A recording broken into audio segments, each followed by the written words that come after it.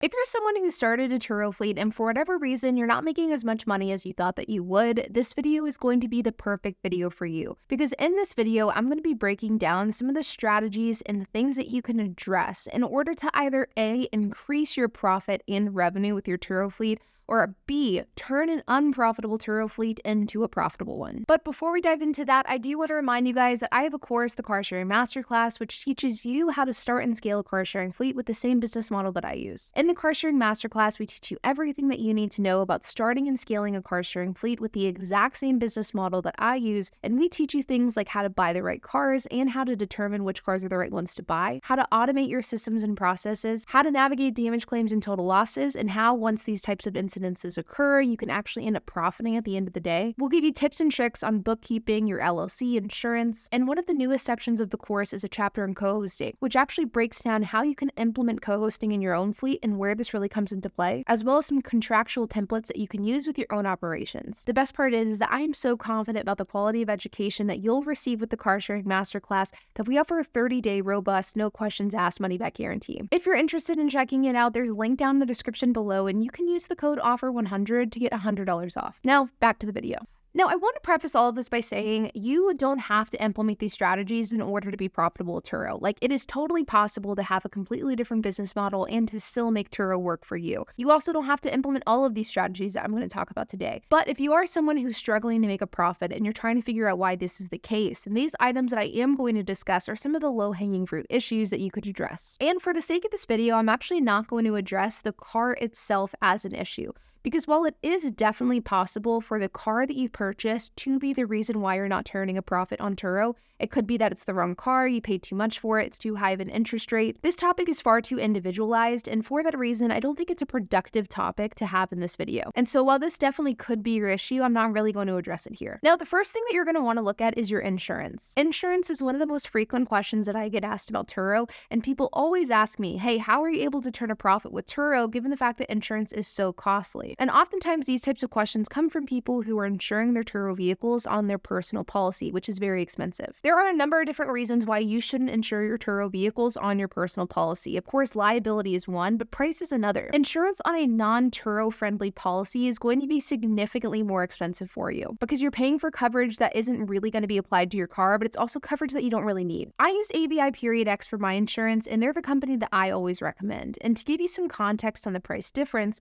I bought a Lincoln Navigator in November, and it's in my personal name. We actually looked at adding the Navigator to our personal name because we knew that we would occasionally want to drive the vehicle, and we didn't think the price difference was going to be that significant. But whenever we actually got a price quote, the price of the Lincoln Navigator was $320 per month. It was even more expensive than my husband's GT500, which was strange. While ABI-X was only $89 per month for full coverage. And while they do limit the amount of miles that we can drive with the vehicle, and if we do ever decide to take the Navigator on like a road trip or an extended drive, we are going to have to add it to our personal policy. This is something that we'll gladly do for the sake of saving on the monthly payment. This cost is significant, especially if you have multiple vehicles on Turo. So if you are someone who has been struggling to make a profit, I would definitely take a look at insurance costs and at the very least start to price quote things out and start getting different quotes from different companies. And like I mentioned a moment ago, I do recommend ABI-X. Another thing that you should look at is your photos. When you look through Turo or rental car companies or car buying websites or hotels or houses, what's the very first thing that you look at? The photos. Well, and the price, but price and photos are definitely number 1 and 2. The importance of good photos truly cannot be overstated. Make sure that you have good cropping with your Turo photos and test the photo to make sure that it crops well with both desktop and mobile versions of Turo. Max out the Turo photo count as that helps with SEO, and make sure your primary cover photo is your real star. Here are some examples of photos that I think are very good, while here are others that I think could be better. On a similar topic is your Turo settings, and this one is one of the biggest killers.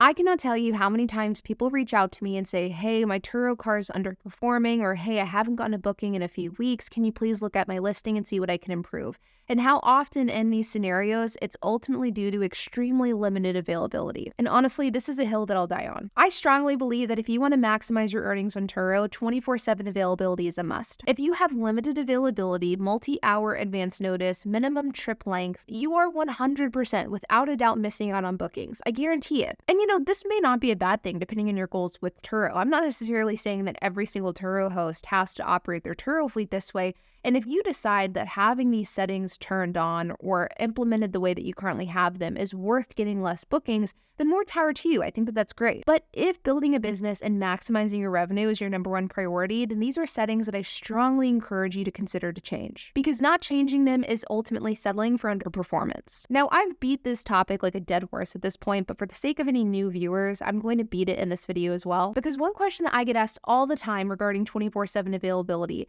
is that if 24/7 availability is implemented, does that mean that I am now at the mercy of my Turo fleet 24/7 at all hours of the day? And the answer is no, because if it did mean that, nobody would do it, including myself. Because if you turn 24/7 availability on, how you can then instead manage your Turo fleet is through calendar blocks. Every single night before we go to bed, my husband and I block off the vehicles that have not been booked out, and we block them off until the next morning to ensure that they don't get rented out overnight and go out while we're asleep. Every single day, whenever we're done with work for the day, so around 5 or 6 p.m., we'll block off the cars that have been returned that we haven't checked in, or the cars that are going to be returned that we don't want to check in. We'll block off those cars in the calendar until the next morning, until around 10 a.m. This gives us plenty of time in the morning to go down to the lot and prep those vehicles, and it ensures that those cars don't get booked out while we're not ready to check them in. Or, for example, if it's during the day and we're out to dinner, or we're at a party, or we're doing something that doesn't involve work, and we know that a car is about to get returned, we will simply block off that car until we know that we'll be done doing whatever we're doing. And the best part is that for my fleet, which is about 30 cars, this only takes a few minutes to do. Now, the reason why I think that this is so incredibly important is because it prevents unnecessary downtime. Let's say, for example, that you have a car that's getting returned at, say, 2 p.m., and your hours of availability is from 6 p.m. until about 8 a.m.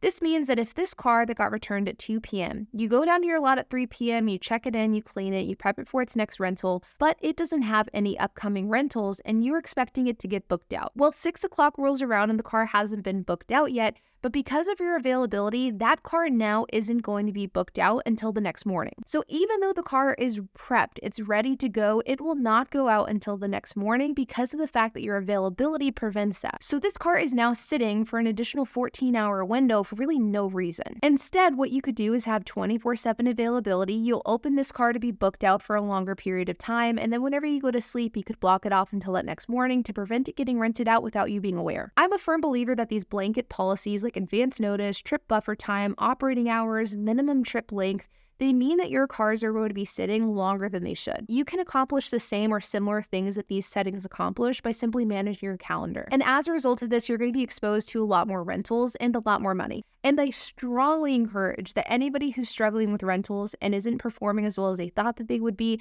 to look at your settings and see what can be adjusted and experiment to see what works best for you and your fleet. Another tip that I have is one that I've been testing recently, and truthfully, this has been a bit mind-blowing for me. And this is something that I am going to be making a standalone video about, and that is delivery. I haven't historically offered delivery on any of my cars, and the reason for this is twofold.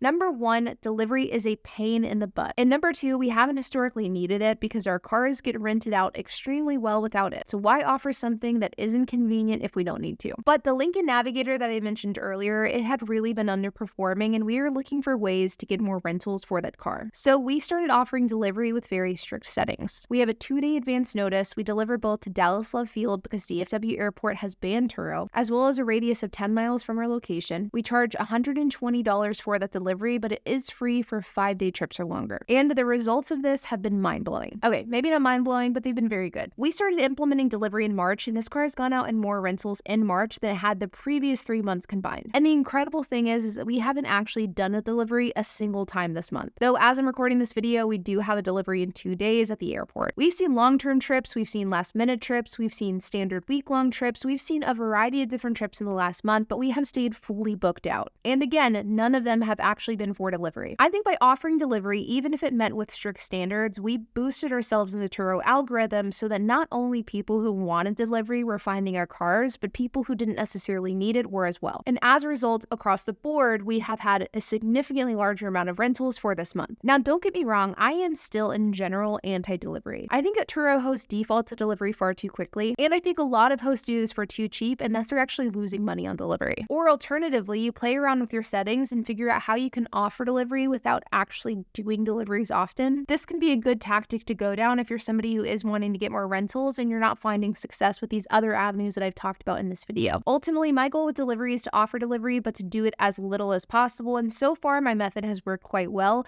but it's still early on in the experiment. So I do expect that things will change and pivot as time goes on. So I definitely will update you guys as I have more data and results. But there you guys have it. Some of my best tips and tricks for increasing business with my Turo fleet. But what I would really love to know is what you guys do whenever your own Turo fleet is seeing a bit of a slump. How do you incentivize rentals? Do you have any tips and tricks? I would love to hear it, so make sure to leave a comment down below. And like always, if you have any questions, comments, if you have anything to add, I would love for you to leave a comment as well. And be sure to hit that like button, hit that subscribe button, and hit the notification bell. And I will see you guys in the next video.